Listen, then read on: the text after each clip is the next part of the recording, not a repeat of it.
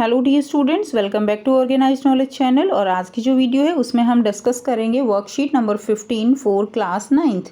विषय हिंदी है और ये वर्कशीट आपके लिए 9 अगस्त 2021 के लिए शेड्यूल की गई है। आज की जो वर्कशीट है बच्चों वो काफ़ी इजी वर्कशीट है और आज की जो वर्कशीट है वो आपके सब्जेक्ट से जो है रिलेटेड वर्कशीट है। यानी आपकी ये वर्कशीट जिसमें कबीर दास जी द्वारा रचित जो साखियाँ हैं उनको हम पढ़ेंगे, उनके बारे में हम चर्चा करेंगे। तो आज की जो वर्कशीट है वो आपकी पाठ्य पुस्तक से रिलेटेड है। सो प्यारे बच्चों, अगर आपने अभी तक चैनल को सब्सक्राइब नहीं किया है तो जल्दी से चैनल को सब्सक्राइब कर लो, बेल आइकन भी प्रेस कर लो ताकि आपको आने वाली वीडियोस की नोटिफिकेशन वो मिल जाए। सो प्यारे बच्चों, अब तक हमने सामान्य हिंदी पर आधारित कार्यपत्रकों पर चर्चा की। तो अभी तक हमने जितनी भी वर्कशीट पढ़ी हैं वो सारी सामान्य हिंदी है, जनरल हिंदी थी। और जो आज की वर्कशीट है वो आपके पाठ्य पुस्तक के पाठों में से कबीर दास जी द्वारा रचित जो साखियाँ हैं, ठीक है, उनके ऊपर हम चर्चा करने वाले हैं। तो कबीर दास जी के बारे में सभी बच्चों ने पहले भी सुना हुआ है। कबीर दास जी वो जो है भगवान के अनन्य भक्त जो हैं और कबीर दास जी बताते हैं, उनका मानना क्या था कि जो ईश्वर है वो प्रकृति के हर एक कण कण में है, ठीक है। यानी प्रकृति में जो कुछ भी है, हर एक वस्तु, हर एक प्राणी में क्या है, ईश्वर है। तो देखिए यहाँ पे पहली साखी क्या दी गई है। मान सरोवर सुभर जल हंसा केली कराही, मुक्ता फल मुक्ता चुगे अब उड़ी अनंत न जाही। इसका क्या मतलब है कि जो मानसरोवर जो कि हिमालय पर्वत में स्थित एक क्या है, एक पवित्र झील है। और इसमें कबीर दास जी ने इस दोहे में हमें यह बताया है कि जो मुक्ति का मार्ग है वो केवल प्रभु भक्ति में ही मिल सकता है, उसी से हमें परम आनंद की प्राप्ति हो सकती है। इसी कारण इसी को बताने के लिए उन्होंने हंसों का यहाँ पर उदाहरण प्रस्तुत किया है। जो मान सरोवर के जल में, मान सरोवर सुभर जल, सुभर यानी अच्छी तरह से जो झील जो है मान सरोवर वो भरी हुई है। हंसी केली कराही, हंस जो है वो क्या कर रहे हैं, क्रीड़ा कर रहे हैं, खेल रहे हैं। केली का मतलब क्या है, यहाँ पे खेल रहे हैं, ठीक। और वे वहाँ क्या कर रहे हैं, मोतियों को चुग रहे हैं। मुक्ता फल मुक्ता चुगे अब उड़ित अनंत न जाही। और उनको इस क्रीड़ा में, उनको इस आप कह सकते हो कि इस खेल में इतना आनंद आ रहा है कि वो इसको छोड़कर कहीं भी नहीं जाना चाहते। देखिए यहाँ पे जो है इसकी व्याख्या भी दी गई है। हंस भली प्रकार से जल से भरे हुए मानसरोवर में क्रीड़ा कर रहे हैं, वहाँ मोतियों को चुग रहे हैं और अन्यत्र जाने की इच्छा भी नहीं है। अर्थात हंस रूपी जीव मानसरोवर रूपी ईश्वर स्मरण में रम जाता है। तो यहाँ पे देखिए क्या दिखाया गया है कि जो मानसरोवर है वो ईश्वर का प्रतीक है यहाँ पे, ठीक है। और हंस जो है वो यानी जो जीव हैं वो हैं, और जो हंस रूपी जीव है मानसरोवर रूपी ईश्वर की याद में क्या है, इतना रम जाता है कि उसी में उसको इतना आनंद मिलने लगता है, ठीक है, कि वो उसका मन ही नहीं होता फिर कि वो प्रभु भक्ति से विमुख हो जाए। उसके लिए ईश्वर का स्मरण ही मोतियों के चुगने के समान है। ईश्वर को याद करना ही मोतियों को चुगने के बराबर उस जीव के लिए हो जाता है और अन्यत्र जाने की इच्छा नहीं रहती है।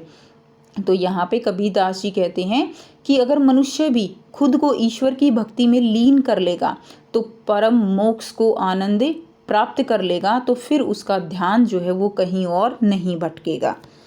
नेक्स्ट देखिए, प्रेमी ढूंढत मैं फिरूं प्रेमी मिले न कोई, प्रेमी को प्रेमी मिले सब विष अमृत होई। इसका क्या मतलब है, इस साखी में कबीरदास जी ने संसार में जो सच्चे भक्त हैं उनकी कमी के बारे में यहाँ पे बताया है, ठीक है। वो कहते हैं कि संसार में जो सच्चे भक्त हैं, परमात्मा के प्रेमी को मैं खोजता फिर रहा हूँ, कि मैं परमात्मा के ऐसे एक प्रेमी को खोजता फिर रहा हूँ जो व्यक्ति प्रभु की सच्ची भक्ति करता हो, उसको खोज रहा हूँ, परंतु कोई भी प्रेमी नहीं मिलता है।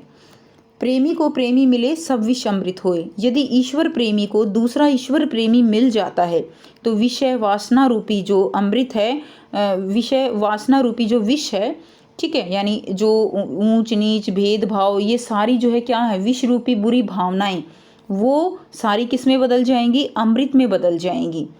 तो इस साखी में भी जो कबीरदास जी वो कहते हैं कि जब दो सच्चे प्रभु भक्त आपस में मिलते हैं तो उनके बीच जो भेदभाव, ऊंच नीच, क्लेश, सभी बुरी भावनाओं का अंत हो जाता है। साथ ही जब दो सच्चे भक्त एक दूसरे से मिलते हैं, चाहे वो नीची जाति का है, दूसरे धर्म का है, कैसा भी है, वो प्रेम का पात्र बन जाते हैं। इसी तरह पाप जो होता है आपस में उनके मिलने से वो पुण्य में परिवर्तित हो जाता है, पुण्य हो जाता है वो। लेकिन आज की इस दुनिया में दो सच्चे भक्तों का मिलन होना वो भी बहुत ज़्यादा दुर्लभ है, ऐसा कबीरदास जी यहाँ पर बताते हैं। अब देखिए यहाँ पे अपरिचित शब्द दिए गए हैं। मानसरोवर यानी हिमालय पर्वत में स्थित जो है एक पवित्र झील, वो मानसरोवर है। सुभर यानी अच्छी तरह से भरा हुआ। केली यानी क्रीड़ा या खेल। मुक्ताफल यानी मोती, मुक्ताफल किसको कहेंगे? मोती को। आशा है आपने इन दो साखियों का भावार्थ समझ लिया होगा। आइए इन साखियों के आधारित कुछ प्रश्नों के उत्तर खोजते हैं और लिखते हैं। तो सुभर जल का मतलब क्या है? सुभर जल जो है वो उसका तात्पर्य है सुंदर जल, भली प्रकार से भरा हुआ जल, स्वादिष्ट या जल। तो सुभर जल का मतलब है भली प्रकार भरा हुआ, ये इसका मतलब हो जाएगा। नेक्स्ट देखिए, हंसा जो है वो किसका प्रतीक है? तो हंसा पक्षी का प्रतीक है। ख हंसने का प्रतीक है। ग ईश्वर का प्रतीक है और घ जीवात्मा का प्रतीक है। तो बच्चों हंसा जो है वो यहाँ पे जीवात्मा का प्रतीक है, जीवों का प्रतीक है हंसा। नेक्स्ट देखिए, यहाँ विष से क्या तात्पर्य है? प्रश्न 3 है, यहाँ विष से क्या तात्पर्य है? विष का मतलब विशेष, बुराइयाँ, सर्प का विषय या उपयुक्त में से कोई नहीं। तो यहाँ विष का मतलब क्या है? बुराइयाँ। ठीक है, जो बुराइयां हैं, ऊंच नीच, भेदभाव करते हैं, क्लेश करते हैं, धर्म के आधार पर जो भेदभाव है, अछूत व्यक्ति दूसरों को मानते हैं, ये सभी क्या है? ये सभी बीमारियां जो है विष के रूप में हैं।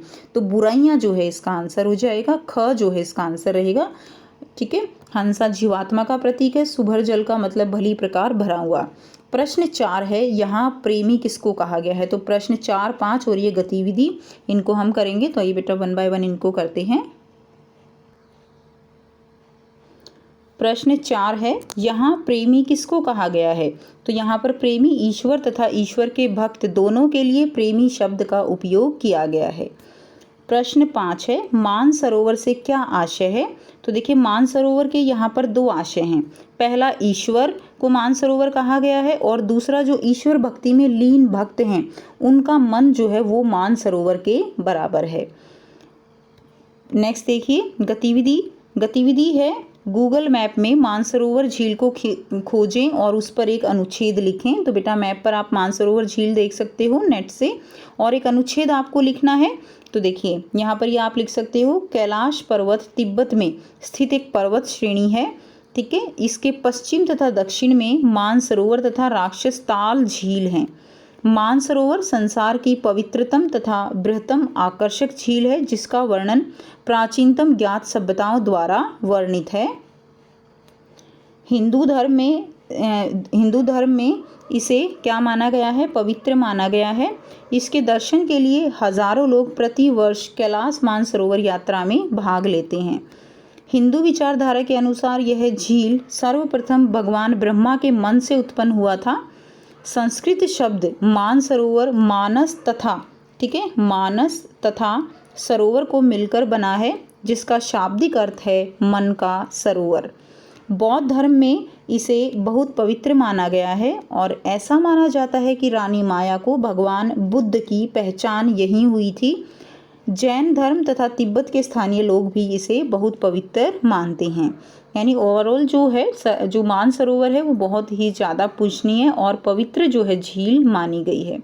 सो ये थी आपकी आज की हिंदी की वर्कशीट। आई होप सभी बच्चों को बेटा वर्कशीट क्लियर है। कोई भी डाउट है आप कमेंट सेक्शन में कमेंट करके पूछ सकते हो। वीडियो अच्छी लगे तो लाइक कर दीजिए, शेयर कर दीजिए और चैनल को भी सब्सक्राइब कर लीजिए। So thanks for watching students. मिलते हैं नेक्स्ट वीडियो में नेक्स्ट वर्कशीट के साथ। Take care.